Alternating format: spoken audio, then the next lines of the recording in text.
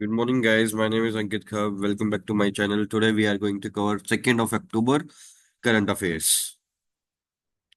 So आपको पता है आज 2 अक्टूबर है। 2 अक्टूबर महात्मा गांधी जयंती है एंड मिस्टर लाल बहादुर शास्त्री जयंती है। सो उसके बेसिस पे मोस्ट प्रोबेबली आप सभी की छुट्टी होगी। तो let's start our day with the today's news. So Iran ने अपने फायर किए हैं मिसाइल्स इसराइल के ऊपर, इसके बारे में डिस्कशन करेंगे। सिचुएशन जो है चाइना के साथ कैसी है, चाइना बॉर्डर एलएसी के पास, वो आर्मी चीफ ने बताया है, इसके बारे में डिस्कशन कर लेंगे।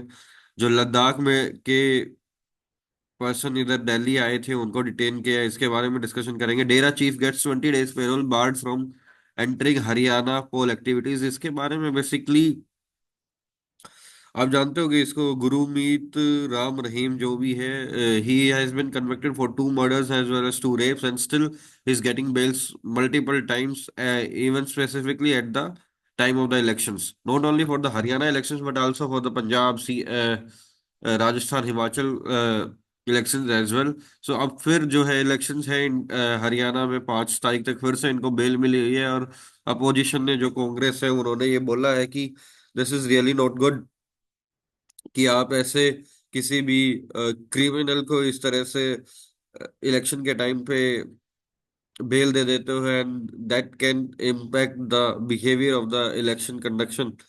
सो इसके बारे में this is really ruthless, basically any criminal shouldn't be given such kind of things to you know impact the elections at that instance. उसके बाद पैनल ने एयर क्वालिटी डिप्लॉय किया है। पैनल और एयर मतलब फ्लाइंग स्क्वाड्स बैठा दी है। जो हरियाणा और पंजाब में स्ट्रबल बर्निंग है उसके लिए बेसिकली हेलीकॉप्टर की वो है, हेलीकॉप्टर से जो है सर्वेलेंस की जाएगी कि भाई कोई ऐसे जलाए ना उसको। और सुप्रीम कोर्ट ने बोला है कि भाई जो इवन कन्विक्टेड भी है उनके भी घर नहीं गिराए जाएंगे, एक्यूज तो दूर की बात है। सो अभी बात करते हैं।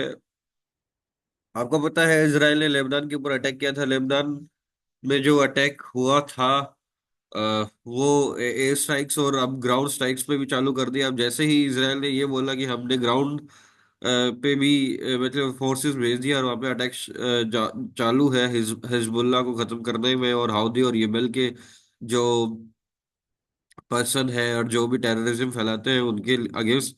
वैसे ही ईरान, आपको पता लेबनान जो है वो ईरान बैक्ड है और ईरान ने फिर अपनी 180 मिसाइल्स जो है इसराइल की तरफ कल मेन सिटीज पे जेरूसलम, तेल अवीव, अशदोद और जॉर्डन रिवर वैली के पास छोड़े हैं। और उसके बाद जो है लगभग 180 मिसाइल जो इसराइल का डिफेंस सिस्टम है उसने जो है इंटरसेप्ट कर दी है। तो उससे एज सच कोई इशू, एज सच कोई ज्यादा नुकसान नहीं हुआ इसराइल के, बस 6 बंदे मरे हैं। बट ओवरऑल सिचुएशन ये है कि अगर इसराइल के ऊपर जो ईरान ने अटैक किया, अप्रैल में भी इसराइल के ऊपर अटैक किया था ईरान ने, तब भी उसने इसराइल ने रिटेलिएट नहीं किया था। और अभी जो किया है, अगर इसके ऊपर इनके लॉसेस हुए हैं तो फिर इसराइल नहीं छोड़ेगा। और फिर जो है ये युद्ध कोई डिफरेंट स्तर पर चला जाएगा। अभी तो सारी की सारी मिसाइल्स इंटरसेप्ट कर ली तो कोई लॉस हुआ नहीं है इसराइल को। That's why they shouldn't retaliate, otherwise जो है युद्ध किसी दूसरे सिचुएशन पे चलेगा। और इवन उसमें यूएस ने भी बोल दिया है, प्रेसिडेंट जो बाइडेन ने, कि हाँ हम इसराइल को डिफेंड करेंगे और ईरानियन मिसाइल के अटैक्स पे। और हम जो है हर तरीके से सपोर्ट करेंगे इसराइल को। Give me a second.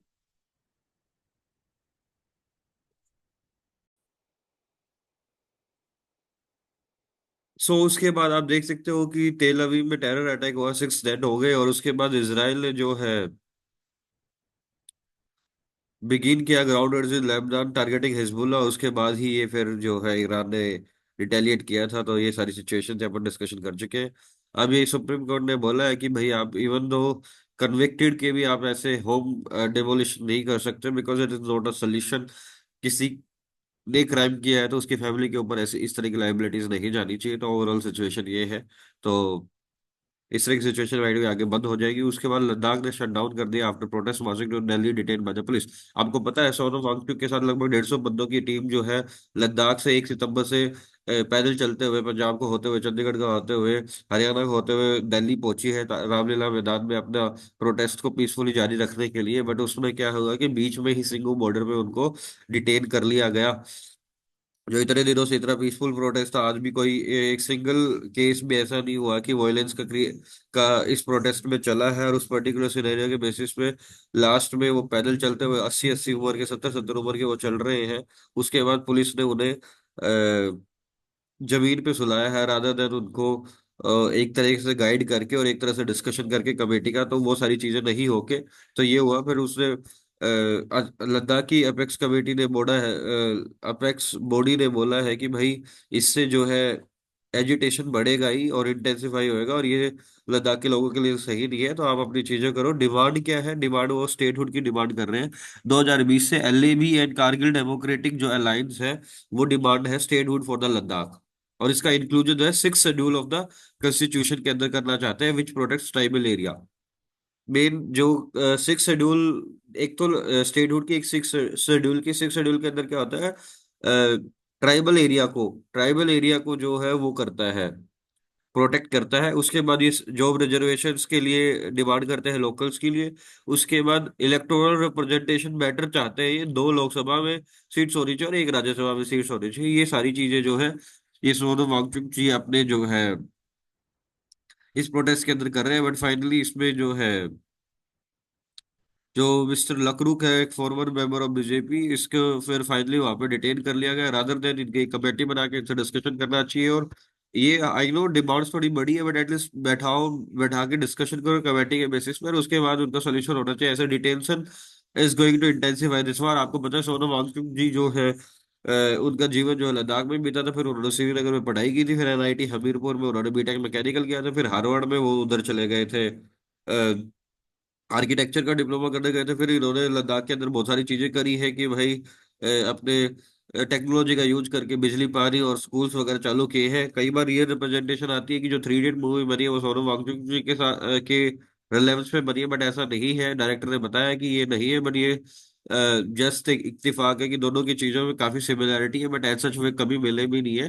तो ओवरऑल ये मुद्दा था कि भाई लद्दाख के जो ये प्रोटेस्टर है ये 6 तरह की डिमांड से मांग रहे हैं स्टेटहुड की, और 6 शेड्यूल की, जॉब रिजर्वेशन की, इलेक्टोरल रिप्रेजेंटेशन की जिसमें 2 लोकसभा और एक राज्यसभा की सीट्स है, और लोकल ऑटोनॉमी की, और बाकी सारी फैसिलिटीज की। तो ये सारी चीजों पे अब फिर राहुल गांधी ने स्लैम भी किया है गवर्नमेंट को कि why are elder citizen being detain at Delhi border for standing up for the Ladakh future. Modi, फिर उन्होंने लिखा है Modi ji with the farmers this चक्कर में will also be broken, so will your arrogance as well. तो यहाँ पे पॉलिटिक्स भी चालू हो जाती है। उसके बाद आपको पता है कि कर्नाटका के सीएम की वाइफ को 14 प्रॉपर्टीज प्लॉट्स एलोकेट हो गए थे, जिनकी वैल्यू 56 करोड़ के आसपास थी। वो सारे के सारे वापस लौटा दिए हैं। यानी स्कैम था। See, if it is scam then it is good. It is good कि भाई गवर्नमेंट ऑफिशियल्स अपने उसके ऊपर काम करें, एंड उसके बाद जो स्कैमर है, करप्टेड बंदा है, उसको ऊपर एक्शन मिले। But it should not be restricted to a single opposition party, it should be restricted to the every person. वो चाहे बीजेपी का हो, चाहे किसी का भी हो, कांग्रेस का हो या निर्दलीय हो या नॉर्मल सिटीजन हो, corruption scam shouldn't be there in any manner. तो उस केस में अगर कोई एक्शन ले रहा है, it's good thing. ISRO target कर रहा है विनस मिशन को, जो कि मार्च 2028 में होगा। 112 दिन की जर्नी होएगी। ये 1236 करोड़ का मिशन है। इसमें जो है 29 मार्च 2028 को ये शेड्यूल किया गया है। 19 जुलाई 2028 को ये कंप्लीट होएगा। ये LMV-3 से मार किया जाएगा, एलिप्टिकल पार्किंग ऑर्बिट से। स्पेसक्राफ्ट जो है एलिप्टिकल, मतलब जो अर्थ की एटमॉस्फेयर से बाहर जाएगा वो एलिप्टिकल से मूव करेगा, और फिर बाद में वो कर जाएगा 170 किलोमीटर क्लोज, 36,000 किलोमीटर की जो है एलिप्टिकल पार्किंग और के ऑर्बिट का वो रहेगा। 21.5 डिग्री जो है इंक्लिनेशन रहेगी, आर्ग्यूमेंट ऑफ द पेरिकल, और 178 डिग्री की। उसके बाद जो है ओवरऑल स्पेसक्राफ्ट का एलिप्टिकल ऑर्बिट जो विनस के अराउंड होएगा वो 500 से 6,000 60,000 किलोमीटर रहेगा। और इस पर्टिकुलर सिनेरियो के बेसिस में जो 90 डिग्री के चैनल से ही जाएगा वो, इसके अंदर जो पेलोड होएगी 19 पेलोड होएगी, जिसका will be on board on the Venus orbiter mission, जिसमें 16 जो है इंडियन पेलोड होएंगे, दो इंडिया और इंटरनेशनल के ज्वाइंट होएंगे, और एक इंटरनेशनल का होएगा, जो कि काम करेगा प्लेनेट के एटमॉस्फेयर को, सरफेस को, और उसकी जो इंटरेक्शन है सन के साथ उसको। अब की ऑब्जेक्टिव इसके अंदर क्या है कि वो वीनस के एटमॉस्फेयर को, उसकी टोपोग्राफी को हाई रेजोल्यूशन से study the solar x ray spectrum near the Venus, analyse करेगा वीनस का एयर ग्लो को, एंड इन्वेस्टिगेट करेगा सब सरफेस को। उसके बाद सिचुएशन है लोग China border stable but not overall. Basically वो कह रहा है कि जैसी सिचुएशन इंडिया की थी वैसी ही है, कोई इम्प्रूव नहीं हुआ है। 2020 के बाद से सिचुएशन हमेशा बड़ी ही है। आपको पता है फिगर 1 से लेके फिगर 8 के बीच में जो है वो सारी चीजें हैं। दोनों के बीच में फिगर 4 तक पेट्रोलिंग इंडिया कर सकता था, फिगर 6 तक पेट्रोलिंग जो है ये चाइना कर सकता था। बट वो जो फिगर फिगर जो है 2 तक अब इन्होंने पेट्रोलिंग स्टार्ट कर दिया, और फिगर 4 तक अपना बेस मिला दिया। फिगर 4 से लेके फिगर 6 के जो जोन था, बेसिकली फिगर 2 एंड फिगर 6 तक दोनों आपस में पेट्रोलिंग कर देते हैं, और फिगर 4 2 to 6 का जो एरिया था, यानी 3 to 5 वाला, उसमें वो ग्रे जोन होता था। अब उसमें क्या है कि चाइना ने उस ग्रे बफर जोन के अंदर भी अपनी अपनी चीजें बना ली है, और जो सैटेलाइट की इमेजेस से भी सबको सबने कंफर्म कर दिया गया है। और उसके बाद जो है ये क्या कहते हैं,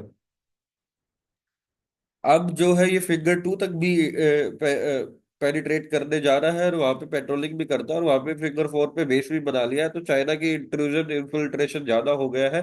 तो उसमें आर्मी चीफ ने बोला है कि सिचुएशन जैसी थी वैसी ही है, लेकिन नॉर्मल नहीं है। इसमें ये कह रहे हैं कि भाई ये जो ट्रस्ट है वो बिगेस्ट कैजुअलिटी, कि हमने भरोसा करके जो भरोसा दिखाया है, जताया, वो चीजें सही नहीं है। वो ही मेन बड़ा बिगेस्ट कैजुअलिटी का रीजन है कि हमने ट्रस्ट किया। और फिर ये कह रहे हैं कि क्या डोकलाम है, जो कारगिल वार है, गलवान वार है, क्या वो वार थे? वो वार नहीं थे, वो एक ग्रे जोन बैटल थी। तो ये भी एक ग्रे जोन बैटल है। तो धीरे धीरे हमने ऑफिशियल्स का जो डिस्कशन किया था वो टेबल पे तो आ गई है, हम सारे एग्री भी करने लग गए हैं।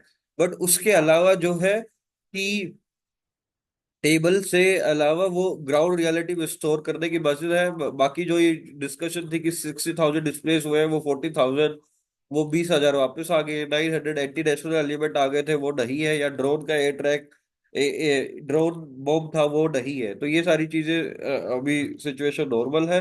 बाकी ओवरऑल जो डिस्कशंस था वो अभी चल रहा है, अब उसको ग्राउंड रियलिटी में कन्वर्ट करेंगे। बाकी जो वाइब्रेंट विलेज प्रोग्राम के बेसिस से बॉर्डर विलेजेस जो है उन पे जो काम होना था, तो वो अब उनको बेटर विलेजेस बनाने में वो काम चल रहा है गवर्नमेंट की सपोर्ट से। तो धीरे धीरे सिचुएशन नॉर्मलाइज हो जाएगी, let's hope for the best. उसके बाद जो सर्जन है vice admiral Aarti Sarin is first woman to head armed forces medical services. ऐसा ये हुआ है कि हिस्ट्री में पहली बार की एक लेडी ऑफिसर जो है वो हेड कर रही है डायरेक्टरेट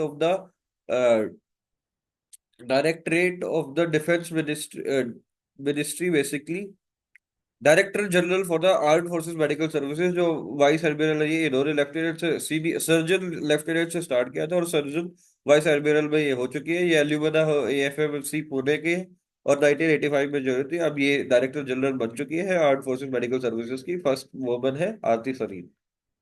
उसके बाद मॉनसून जो है वो एंड हो गया है, और नियरली 8% मोर रेनफॉल बताई है normal than the season. 33 centimetre अपनी 1971 से 2020 तक का एवरेज माना गया है, उससे 8% ज्यादा बताई गई है।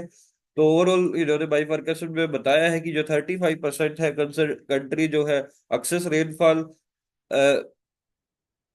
स्लाइटली ओवर हाफ से एक्सेस रेनफॉल हुआ है, और 54% जो है वो नॉर्मल हुआ है रेनफॉल। और मंथली रेनफॉल जो है जून में 89%, a whole was 89% of the average in June, and 9% more जो है वो जुलाई में था, और 15% अब नॉर्मल अगस्त में था, और 12% ओवर द नॉर्मल सितंबर में था। तो एक्चुअल मॉनसून परफॉर्मेंस है जो अबव एवरेज रेनफॉल है, वही फोरकास्ट एजेंसी ने, आईएमडी ने सजेस्ट किया था, वही है। उसके पीछे ये है कि भाई मेन रीजन था गुड रेनफॉल का, सेवरल रो प्रेशर क्रिएट हुए थे, और मॉइस्चर लेडेन विंड्स चली थी अरेबियन सी में, बे ऑफ बंगाल में, 14 ऑफ देम। अभी जो है अक्टूबर से दिसंबर रेन भी फोरकास्ट की है, जो कि पेनिनसुलर एरिया में 5 मेट्रोलॉजिकल जो है फाइव मेट्रोलॉजिकल सब डिवीजन में तमिलनाडु, कोस्टल एरिया आंध्र प्रदेश में, रायसलम में, केरला में, साउथ इंटीरियर कर्नाटका में वो है, वो भी अब नॉर्मल हुई है, अब 12% से ऊपर। आपको पता है जब से ये इसराइल और पैलेस्टीन का अब लेबनान के साथ चल रहा है, तो एक्सपोर्ट, इंडिया के एक्सपोर्ट में भी भारी गिरावट आई है, स्पेसिफिकली टच फिजिकल गुड्स में, यानी मर्चेंडाइज एक्सपोर्ट में, जो कि 63.5% फेल हो गया इसराइल के साथ। जॉर्डन के साथ 38.5% गिर गया, लेबनान के साथ 6.8% हुआ है, बट ईरान के साथ 15.2% ग्रो किया था अब तक, बिकॉज आपस में वो अभी तक वो युद्ध में नहीं आए थे। अब युद्ध में आ गया तो शायद उसके साथ भी नीचे गिर जाएगा। सऊदी अरेबिया और UAE, Qatar have far remain uninvolved, but overall GCC है जो गल्फ कॉरपोरेशन कंट्रीज है, उसमें जो है 17.8% जो है वो बढ़ा है। बट जो इस पर्टिकुलर सिनेरियो में जो जीटीआरआई जो है, ग्लोबल ट्रेड रिसर्च इनिशिएटिव के को फाउंडर ने इनमें सारी चीजें बताई है कि भाई इनसे जो है शिपिंग रूट्स में जो स्यूज कैनाल है और रेड सी कैनाल है, वहां पे जो है कंजेशंस की वजह से और बिकॉज ऑफ वार सिचुएशन की वजह से जो वेसल है वो टाइम पे नहीं पहुंच पा रहे हैं, वो टाइम ज्यादा ले रहे हैं, जिससे 15 से 20% जो है शिपिंग कॉस्ट बढ़ गई है। शिपिंग कॉस्ट बढ़ गई है तो लैंडिंग कॉस्ट बढ़ जाएगी, लैंडिंग कॉस्ट बढ़ जाएगी तो एक्सपोर्ट के ऊपर इम्पेक्ट करेगा। यूरोपियन यूनियन के साथ 7% लगभग बढ़ा है। एडिशनली क्रूड और पेट्रोलियम जो है 33% गिरावट आई है। हालांकि जैसे ये सिचुएशन नॉर्मल हो जाएगी, सऊदीज के साथ इसराइल की जो है, जो कि Iran Iran backed Yemeni rebels है, वो जल्दी ही डिसरप्शन जो रेड सी के अंदर है वो चीजें ठीक हो जाएगी। Just give me a second.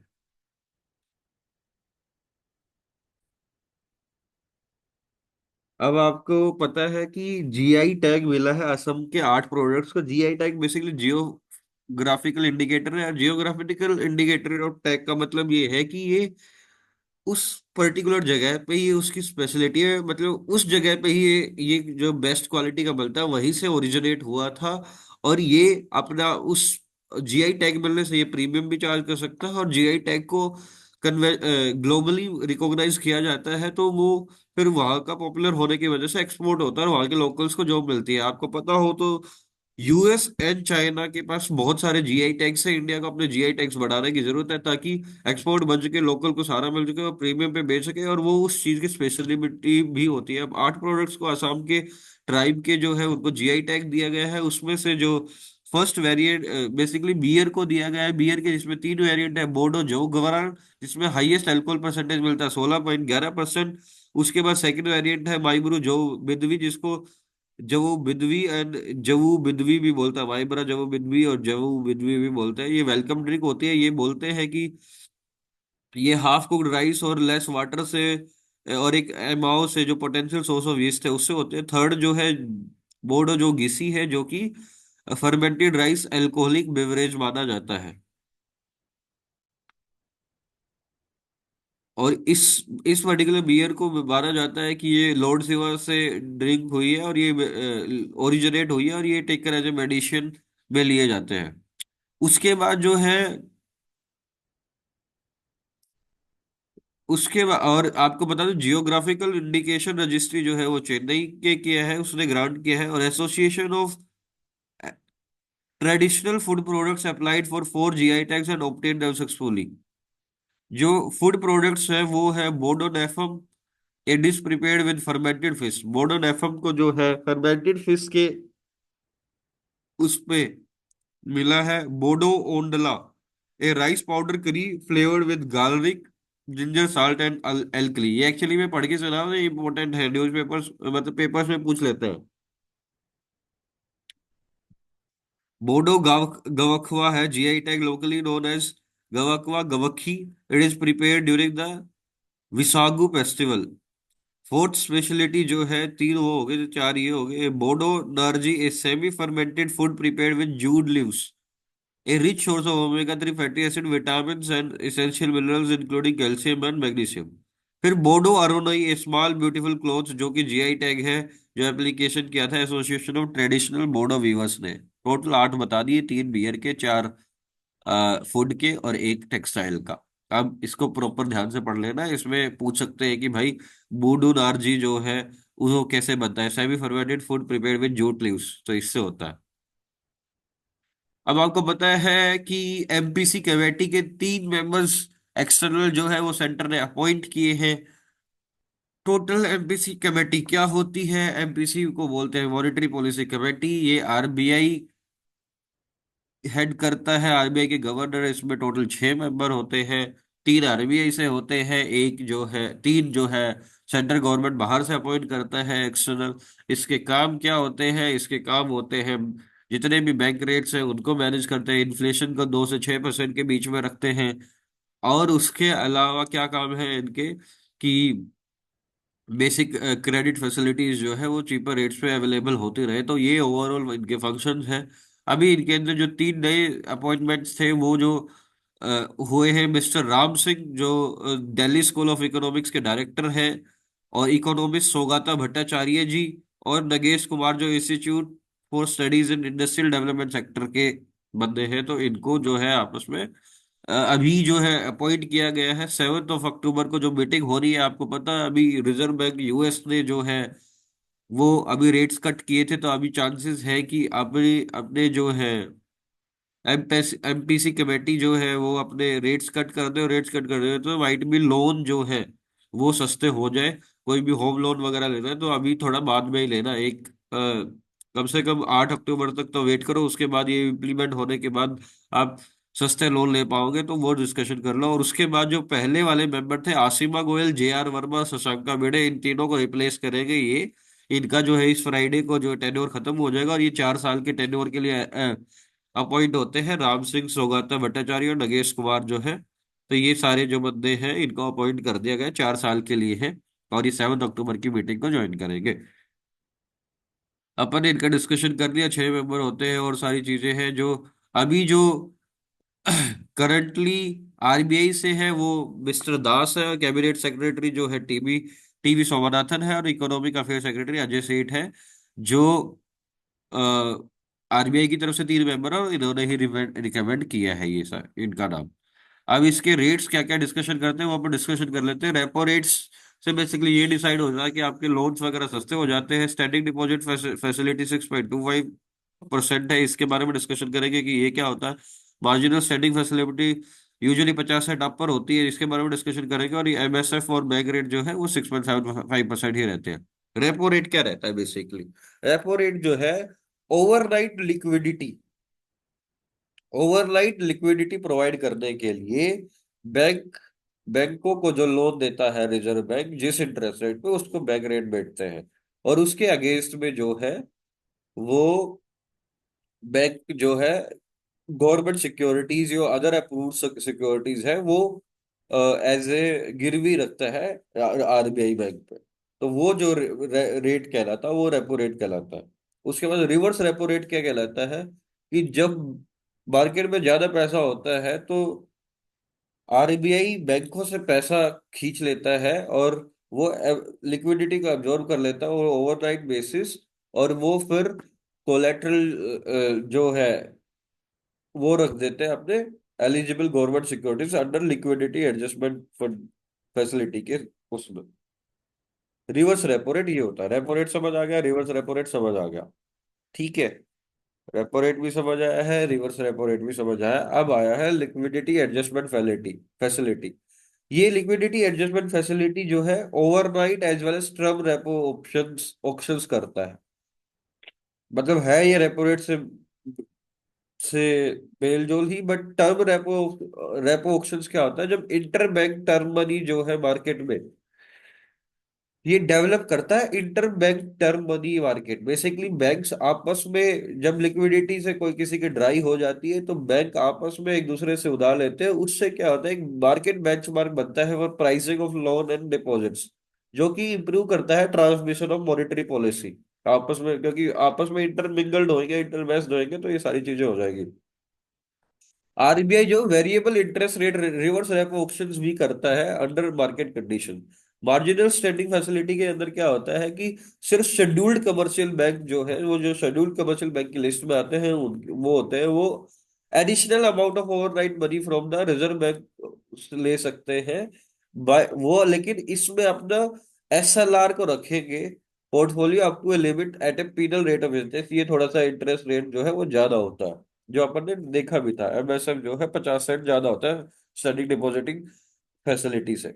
उसके बाद कॉरिडोर के अंदर क्या होता है, MSF rate, marginal standing facility rate and reverse repo rate determine the corridor for the daily movement in weighted average call money rate. उसके बाद बैंक रेट क्या होता है, ये section bank rate is publish under section 49 of the RBI act 1934। It is the rate at which RBI is ready to buy or rediscount bill of exchange or other commercial paper. Basically commercial paper, corporate papers की जो वो होती है ना, उसको वो RBI जो है जिस रेट पे बाय करता है वो होता है। The rate has been aligned to the MSF rate and therefore changes automatically as, ये एमएसएफ से अलाइन किया हुआ है। जैसे ही एमएसएफ चेंज होता है वैसे ही बैंक रेट चेंज हो जाता है।